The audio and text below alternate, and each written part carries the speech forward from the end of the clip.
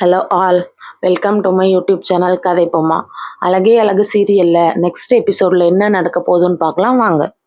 அதுக்கு முன்னாடி என்னோட சேனலை சப்ஸ்கிரைப் பண்ணாதவங்க சப்ஸ்கிரைப் பண்ணிட்டு பாருங்கள்.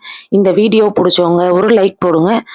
அழகே அழகு சீரியலில் மலரோட கேரக்டர் பிடிக்குமா மதியோட கேரக்டர் பிடிக்குமான்றத கமெண்ட்டில் சொல்லுங்கள். தங்கராஜ் ரேவதி அவங்க அம்மா வீட்டில இருந்து கூட்டிகிட்டு காரில் திட்டிகிட்டே போயிட்டுருக்காரு.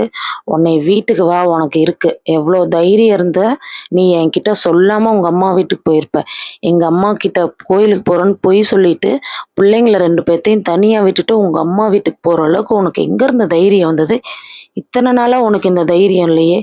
யாரை பார்த்து கற்றுக்கிட்டு வர நீ? நான் யாரை பார்த்தும் கற்றுக்கலங்க. நான் சொல்லாமல் போனது தப்பு தான், என்னை விட்டுருங்களேன். உன்னை இப்படியே விட்டா நீ நாளைக்கு என்ன வேணாலும் பண்ணுவ. வீட்டுக்கு வாடி, உனக்கு இன்னைக்கு இருக்கு.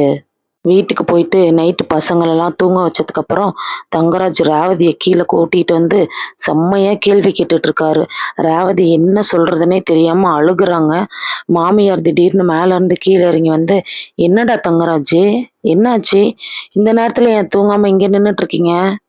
நீங்க ஏமா வந்தீங்க? நீங்க போய் படுங்க போங்க. உங்களுக்கு தூக்கம் வரலையா? நான் எங்கடா தூங்குறேன்? பாதி நேரத்துக்கு தூங்காம இப்படிதான் டெய்லி அலைஞ்சிட்டே கிடக்குறேன். அம்மா, உடம்புக்கு ஏதாவது பிரச்சனையா? அதெல்லாம் இல்லடா. சரி, அதை விடுங்க. 2 பேரும் இந்த டைம்ல இங்க என்ன பண்ணிட்டு இருக்கீங்க?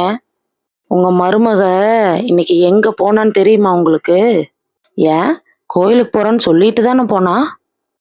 பசங்களெல்லாம் கூட நான் தான் பார்த்துக்கிட்டேன். அதுக்கு என்ன இப்போ? அவ கோயிலுக்கு போகலம்மா, கோயிலுக்கு போகல. நம்ம 2 பேர்த்திட்டையும் பொய் சொல்லிட்டு அவங்க அம்மா வீட்டுக்கு போயிருக்கா. என்னது, பொய் சொல்லிட்டு அம்மா வீட்டுக்கு போயிருக்காளா? ஆமா, அந்த மலர் இருக்காளே மலரு, அவளுக்கு இன்னைக்கு அதிசயமா பிறந்த நாளாம். அதுக்கு மேடம் கேக் வெட்டி கொண்டாடுறதுக்கு பிள்ளைங்களெல்லாம் விட்டுட்டு நம்மள்ட்ட பொய் சொல்லிட்டு போயிருக்காங்க. ரேவதி மாமியார் சொல்றாங்க, என்னடி, என்ன இதெல்லாம், என்ன நடக்குதுங்க? எல்லாம் புதுசு புதுசா நடக்குது இந்த வீட்டுல. அந்த மலர் இப்ப என்ன சின்ன குழந்தையா? அவளுக்கு கேக் வெட்டி கொண்டாடலான்னாதான் நிக்குதா இப்போ?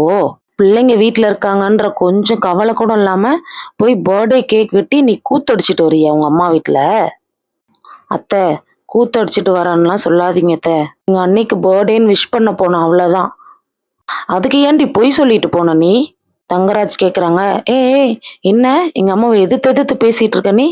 என்ன மதி இப்படி எல்லாம் பேச சொல்லி சொல்லி கொடுத்தாளா உனக்கு? அப்படி இல்லைங்க. ஏங்க நீங்க எதுக்கு எடுத்தாலும் மதியவே இழுத்துட்டு இருக்கீங்க? தங்கராஜ் சொல்றாங்க, அம்மா அவ தங்கச்சியா நான் எதுவும் சொல்லக்கூடாதாம்மா. அம்மா, நான் ஏதாவது கேள்வி கேட்டா நீங்க எதுக்கு அவளை கேள்வி கேட்குறீங்கன்னு சொல்றாம்மா.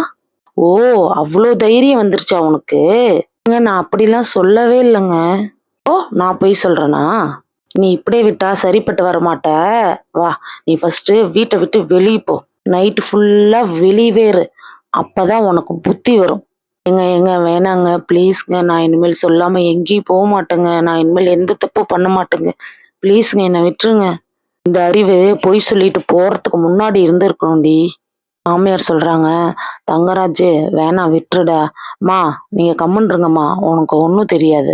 இன்னைக்கு பொய் சொல்லிட்டு அவங்க வீட்டுக்கு போறவ நாளைக்கு என்ன வேணாலும் பண்ணுவா. மறக்க முடியாத ஏதாவது ஒன்று பண்ணாதான் அவளுக்கு அடுத்த டைம் அந்த யோசனை வராது. நான் இனிமேல் இப்படி பண்ண மாட்டேங்க, ப்ளீஸ்ங்க, என்னை விட்டுருங்க. பேசிட்டு இருக்கும் போதே தங்கராஜ் ரேவதியோட கழுத்தை பிடிச்சி வெளியே தள்ளி கதவை சாத்திடுறாங்க. வெளியே ஃபுல்லா மழை நிறைய கொட்டுது. குளூர்லயே ரேவதி உட்காந்து அழுதுட்டே இருக்காங்க.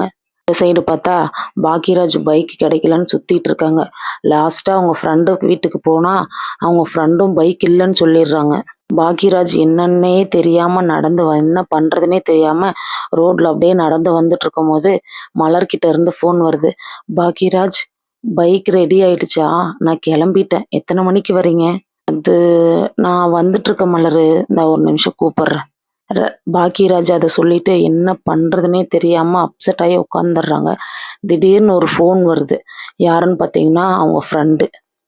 டேய் மச்சான், என் ஃப்ரெண்டோட பைக் ஒன்று இருக்குடா, எடுத்துக்கிறியா? ஆ, சரிடா. சரி சரி, எங்க இருக்குன்னு சொல்லு, நானே வந்து எடுத்துக்கிறேன்டா. சரிடா, ஆனால் காலையில் வந்து கண்டிப்பாக கொடுத்துருடா, அவன் ஆஃபீஸ் போகணும்டா. அதெல்லாம் நான் காலையில் என்ன நைட்டே வந்து கொடுத்துட்றேன் மச்சான் அப்படின்னு சொல்லிட்டு பைக் எடுத்துட்டு மலரை கூட்டிட்டு 2 பேரும் வீட்டுக்கு தெரியாமல் வெளியே வந்து ஜாலியாக என்ஜாய் பண்ணிட்டு இருக்காங்க. பீச்சுக்கு போகிறாங்க, ரெஸ்டாரண்ட் போகிறாங்க. வீட்டில் திடீர்னு ராஜலட்சுமி எழுந்திருச்சு தண்ணி குடிக்க வராங்க. தண்ணி குடிக்க எழுந்திருச்சு வந்து பார்த்தா கதவெல்லாம் திறந்து கிடக்கு.